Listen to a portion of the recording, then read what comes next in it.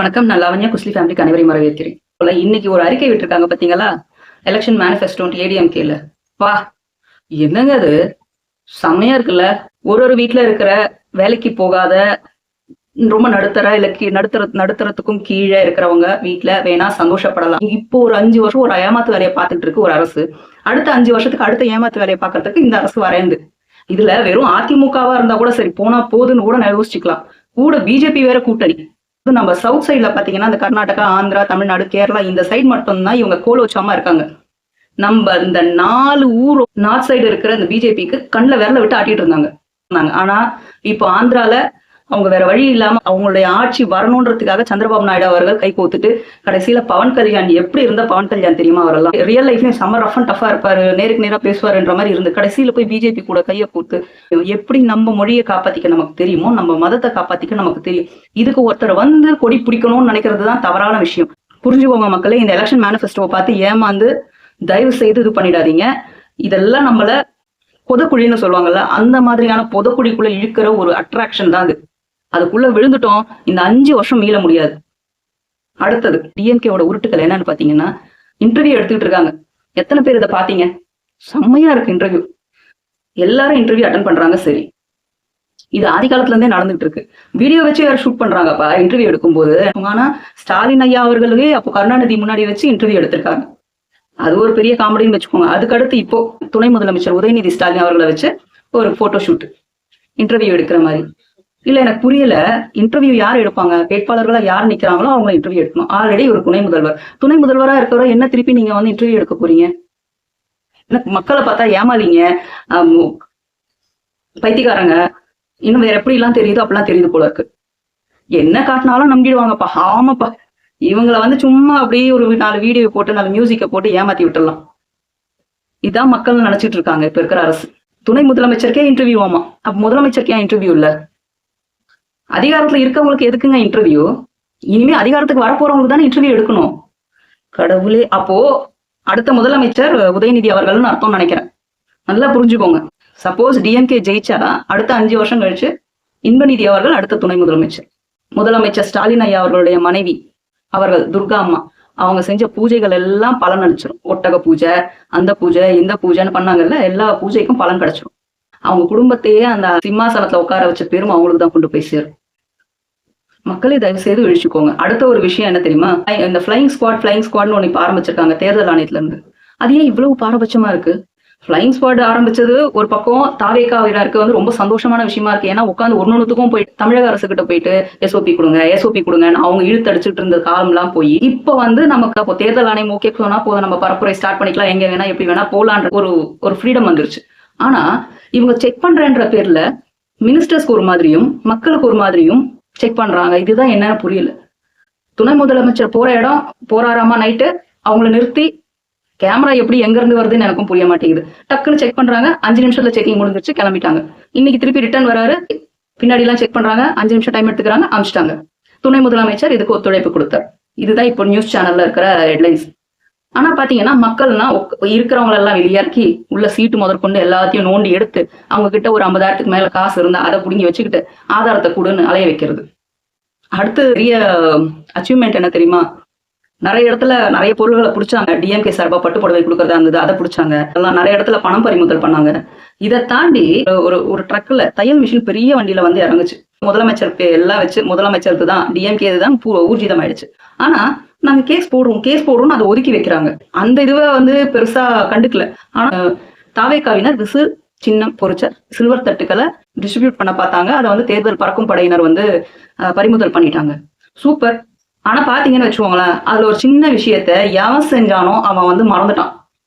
இந்த குப்பை வண்டியில, மன்னிக்கணும் குப்பை வண்டின்னு சொல்றது, தூய்மை பணியாளர்கள் பயன்படுத்துகிற அந்த வண்டியில யாரு எந்த அரசு சாப்பாடு கொண்டு போய் தூய்மை பணியாளர்கள் கொடுத்தது? பிரியாணி சர்வ் பண்ணுச்சு. அண்டாக்கள் எதுல வந்து இறங்குச்சு? ஆனா இப்ப அதே வண்டியில சில்வர் தட்டுக்கள் இறங்குது. தூய்மை பணியாளர்களுடைய வண்டியை யூஸ் பண்றது ஒரே ஒரு கட்சி வேற யாருமே கிடையாது, திமுக மட்டும்தான். எந்த காலத்திலயுமே தூய்மை பணியாளர்களுடைய வண்டியை தமிழக முன்னேற்ற கழகம் தொட்டது கூட கிடையாது. அது அரசுக்கு சொந்தமான ஒரு வாகனம். அதை யூஸ் பண்றது அவங்க மட்டும்தான். அதுலதான் அந்த சில்வர் தட்டுகளை பறிமுதல் பண்றாங்க. இதுல தமிழக வெற்றி கழகத்தினர் தான் இது வந்து டிஸ்ட்ரிபியூட் பண்றதுக்கு எடுத்து போயிட்டு இருக்காங்களாமா. நம்பிட்டோம் சார், இன்னும் கொஞ்சம் ஏதாவது இருந்தா எடுத்துட்டு வாங்க, அதுலயும் விசில் சின்ன பொறிச்சு எடுத்துட்டு வாங்க, நான் எல்லாமே தமிழக வெற்றி கழகத்தில் நான் கொடுத்ததா வச்சுக்கோங்க. அடுத்து நம்ம சேலம் மாவட்ட செயலாளர் பார்த்திபன் அவர்கள் வந்து ரமலான் நோன்பு அன்னைக்கு வந்து பிரியாணி கொடுத்துட்டு இருக்காரு ஹாட் பாக்ஸ்ல. அதுக்கு அவர் மேல கேஸ் ஃபைல் பண்ணப்பட்டது. அப்படி பார்த்தா மக்களுக்கெல்லாம் யாரெல்லாம் இந்த இயர் சொல்றேன் 2026 ரம்ஜான் டைம்ல யாரெல்லாம் பிரியாணி பரிமாறிக்கிட்டாங்களோ இந்து முஸ்லிம்ஸ் எல்லார் மேலயும் கேஸ் போகும் போல. எனக்கு ஒரு பக்கம் இது எங்கே போய் முடியும் அப்படின்னு யோசிச்சா சிரிப்பா வருது. நாளுக்கு நாள் ஒரு வதந்திகளை பரப்பிக்கிட்டு ஒரு விஷயங்களை பரப்பி அவங்கள வந்து மக்களை முட்டாளாக்க பாக்குறாங்க. ஆனா மக்கள் ரொம்ப தெளிவா இருக்காங்கன்றது சில பேருக்கு புரிய மாட்டேங்குது. புரியும். அடுத்து ஒரு கதை சொல்றேன். இதை நீங்க ரிலேட் பண்ணிக்கோங்க, உங்களுக்கு ஈஸியா ரிலேட் ஆகும். வீட்டுல பேரண்ட்ஸ் இருக்காங்கன்னு வச்சுக்கோங்க, 2-3 பிள்ளைங்க இருக்காங்க. ஆனா நல்லா பாத்துக்கிறேன் வாமான ஒரு பிள்ளைங்க கூப்பிடும். ஆனா அந்த பிள்ளைங்க கிட்ட அந்த பேரண்ட்ஸ் வரமாட்டாங்க. யாரு ரொம்ப நோஞ்சானா இருக்காங்களோ இல்ல ஐயோ பாவம்னு இருக்காங்களோ இல்ல அவங்களுக்கு அந்த துணை தேவைப்படுதோ அவங்க கிட்ட போய் அவங்க பேரண்ட்ஸ் இருப்பாங்க. இவங்க உளுந்து கூப்பிட்டாலும் வரமாட்டாங்க. இவங்கள தங்கத்தட்டுல வச்சு தாங்குறேன்னு சொன்னாலும் வரமாட்டாங்க. ஆனா அங்க அசிங்கப்பட்டாலும் பரவாயில்ல, அடி வாங்கினாலும் பரவாயில்ல, மூஞ்சில காரி துப்புனாலும் பரவாயில்ல, நான் இங்கதான் இருப்பேன் அப்படின்னுவாங்க. ஆனா வெளியே வந்து இல்லையே நான் நல்லா இருக்கேனே, நான் சூப்பரா இருக்கேனே, நான் அப்படி இருக்கேனே கதை விடுவாங்க. இது பல வீட்டுல நடக்கிற விஷயம். இப்போ இது இப்படியே ரிலேட் பண்ணிக்கோங்க. இந்த பேரண்ட்ன்ற இடத்துல திருமாவளவன் ஐயா வச்சுக்கோங்க. அடுத்து அந்த பிள்ளை யாரா வச்சுப்பீங்க? இந்த நல்ல பிள்ளை யாரா வச்சுப்பீங்க? இந்த பிள்ளை வேற யாருமே இல்ல, திமுக தான். இந்த பிள்ளை வேற யாருமே இல்ல, டிவிகே தான். தமிழக வெற்றி கழகம் கையில வச்சு தாங்குறேன்னு சொல்லி ஒரு காலத்துல நட்பா பேசின காலம் உண்டு. ஆனா முடியாது போ, நான் இங்கதான் இருப்பேன், நான் இவங்களுக்கு வந்து துரோகம் பண்ண மாட்டேன் அப்படின்னு சொன்ன திருமாவளவன் ஐயா வேற வழி இல்லாம அவங்க இனத்தையே அங்க வந்து அடகு வச்ச மாதிரி ஆயிடுச்சு. அந்த 8 சீட்ல அவருக்கு எத்தனை இவருடைய பானை சின்னம்க்கு கொடுப்பாங்கன்னு தெரியல. ஆனா வேற வழி இல்லாம வந்துட்டேன், இதை விட்டுட்டு வந்தா துரோகம் பண்ண மாதிரி ஆயிடும். திருமாவளவன் ஐயா அவர்களே, இது முதல் தடவை கிடையாது. அதனால நீங்க இங்க இருந்து வந்திருந்தீங்கன்னா அது அந்த கட்சிக்கு பண்ற துரோகமா நீங்க நினைச்சிட்டு இருக்கீங்க. ஆனா உங்களை நம்பி ஆயிரக்கணக்கான மக்கள் இருக்காங்க. அந்த மக்கள் நீங்க குரல் கொடுப்பீங்க, நீங்க ஆட்சிக்கு வந்தா உங்களுக்கு கீழே இருக்கிற அந்த மக்கள் எல்லாம் மேன்மேலும் மேல வருவாங்க, அவங்களுக்கு ஏதாவது நல்லது நடக்கும்னு எதிர்பார்த்தாங்க பாத்தீங்களா? அவங்களுக்கு பண்ண துரோகம். இது காலம் உங்களுக்கு உணர்த்தும். இது யாரோட டைலாக் இல்ல, பரவாயில்ல, இங்க மேட்ச் பண்ணிக்கிறோம். கண்டிப்பா அவர் இதுக்காக ஒரு நாள் வருத்தப்படதான் போறாரு. ஆனா எல்லா இடத்துலயும் தமிழக வெற்றி கழகம் தனியா களம் காணுது. எல்லா இடத்துலயும் மேசிவ் ஹிட் அடிக்கும்ன்றதுல எந்த ஒரு டவுட்டுமே கிடையாது. மக்கள் கிட்ட சில கன்ஃபியூஷன்ஸை கொண்டு வர பாக்குறாங்க. திருப்பியும் சொல்றேன், இன்னும் போக போக போக சின்னங்கள் வச்சு கன்ஃபியூஷன், பேரை வச்சு கன்ஃபியூஷன், இந்த மாதிரி ஒரு விஷயமா கொண்டு வருவாங்க. விஜய் அவர்கள் பேரை வச்சு கன்ஃபியூஷன் பார்த்தோமே நம்ம தான் போன தடவை. ஓ பன்னீர்செல்வம்னு கீழே எத்தனை ஓ பன்னீர்செல்வங்கள் வந்தாங்க. அந்த மாதிரி விசில் சின்னம் மாதிரியே இன்னொரு சின்னம், விஜய் அவர்கள் பேர் மாதிரியே இன்னொரு விஜய், இந்த மாதிரி பல விஷயங்கள் இந்த தேர்தலில் களம் இறக்கப்படும்.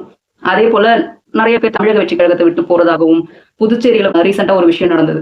ஆனா உள்ள போய் பாத்தீங்கன்னா செஞ்சவங்க ஒன்றும் அவ்வளவு ஒர்த்தான ஆளுங்கெல்லாம் கிடையாது. அங்க உள்குத்து நிறைய இருக்கு. அதனால தெரியாம நம்ம வந்து இந்த நியூஸ் கார்ட்ஸ் தூக்கி தமிழக வெற்றி கழக தலைவர் அவர்களுக்கு பேரிடி, இங்க வந்து பணம் வாங்குறாங்களாமா, அங்க வந்து பணம் கொடுக்குறாங்களாமா, இவங்க வந்து கட்சியை விட்டு போயிட்டாங்க பொறுப்பு கொடுக்கலன்னு. முதல்ல இருந்தே தமிழக வெற்றி கழகத்துல இருக்கிறவங்க இந்த பண்பட்ட தொண்டர்கள் இருப்பாங்கல்ல, அவங்களுக்கு ரொம்ப நல்ல தெளிவு இருக்கு. இங்க பதவிக்காக உள்ள போக போறது கிடையாது, நம்ம மக்களுக்காக சேவை செய்ய போறோம். தலைவர் விஜய் அவர்கள் மக்களுக்காக சேவை செய்ய இறங்கியிருக்காரு. அவருக்கு கீழே அவருக்கு தொண்டரா அவர் என்ன கை காட்டுறாரோ அந்த வேலையை செஞ்சுட்டு போகலாம் அப்படின்னு நினைக்கிற தொண்டர்கள் இருக்கிற இந்த கட்சியில சில ஒட்டுணிகளா வேற இடத்துல இருந்து வந்து இங்க ஒட்டிக்கிறது, பொசிஷன் கிடைக்கும்னு நினைச்சு எதிர்பார்க்கறது, கடைசியில பொசிஷன் கிடைக்கலன்னவே காரி தூக்கிட்டு போறேன்ற பேர்ல போய் திருப்பி பழைய கட்சிக்கு போய் சேர்ந்துக்கிறது. ஆனா அவங்க ஸ்லீப்பர் செல்லுதான்றத தலைவர் விஜய் அவர்கள் ஆல்ரெடி கணிச்சிட்டாருன்றது அவங்களுக்கு தெரியாது. எல்லாத்தையும் பார்த்து வந்தவர் தான். வெற்றி, தோல்வி, அசிங்கம் எல்லாத்தையும் ஃபேஸ் பண்ணிட்டு வந்தவர் தான் தலைவர் விஜய் அவர்கள். அவருக்கு யார் ஒரிஜினல் பர்சன், யார் உண்மையா இருப்பா, யார் போலித்தனமா நடிச்சுட்டு இங்க இருந்து அசிங்கப்படுத்திட்டு போவாங்கன்னு கணிக்காத அளவுக்கு இல்லாதவர் கிடையாது. அதனால இன்னமும் யாரெல்லாம் இருக்காங்களோ தயவு செய்து இப்பயே டீசெண்டா ஒதுங்கி போயிடுங்க. அப்புறம் பின்னாடி பலமா இருக்கும் அடி.